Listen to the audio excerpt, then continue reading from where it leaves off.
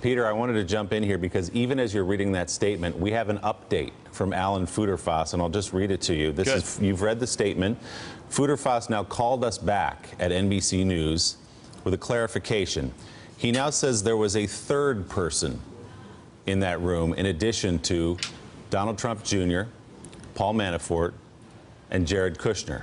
By my count, now that makes 6 people in the room, not the 5 we've been reporting all day. Futerfas says he spoke with that other individual, the 6th person, and not the former Soviet counterintelligence officer we've been talking about. So his description, we can't link it right now, but his description of the person we just heard about in that statement from Donald Trump Jr.'s attorney may have been not of the former counterintelligence officer, but of this alleged 6th person in the room.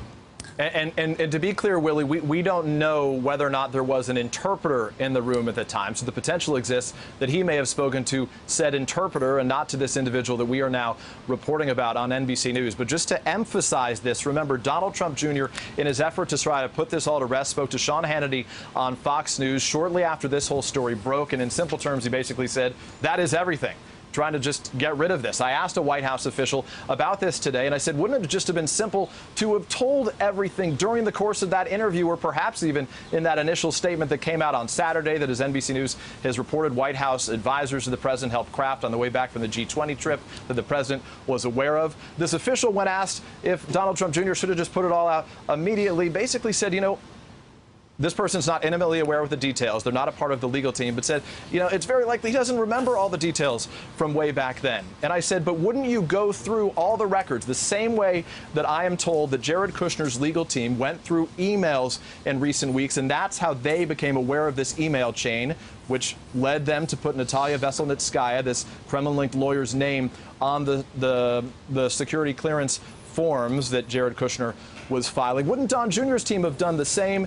And basically the pushback I got was this was happening so quickly, as Don Jr. said back at the time, and happening so quickly more recently that he may not have had the ability to do that, which is an insufficient answer, especially when you consider the fact that this started on Saturday, and it was several days before that interview took place on Fox News. So even if that were a credible argument, they would have had approaching 100 hours to have tried to done that work and to try to get more information to better put this all to rest. You're absolutely right, Peter. And in that interview with Sean Hannity gave Donald Trump Jr. many opportunities to say, is this everything? You tell us everything.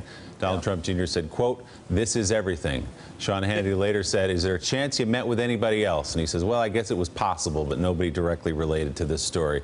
Peter, Willie, yeah, go ahead, Peter. I was just going to conclude by saying, you know, earlier this week I was in a briefing with Sarah Huckabee Sanders, and I said to her, you know, this drip, drip, drip is undermining the credibility of this administration. Sanders shot back and said it's undermining the credibility of the media. At which point I told her that was a quote directly taken from Trey Gowdy, the Republican of South Carolina. This isn't us talking. This is now Republicans on Capitol Hill, and their frustration only continues to grow. Thanks for checking out MSNBC on YouTube, and make sure you subscribe to stay up to date on the day's biggest stories. And you can click on any of the videos around us to watch more from Morning Joe and MSNBC. Thanks so much for watching.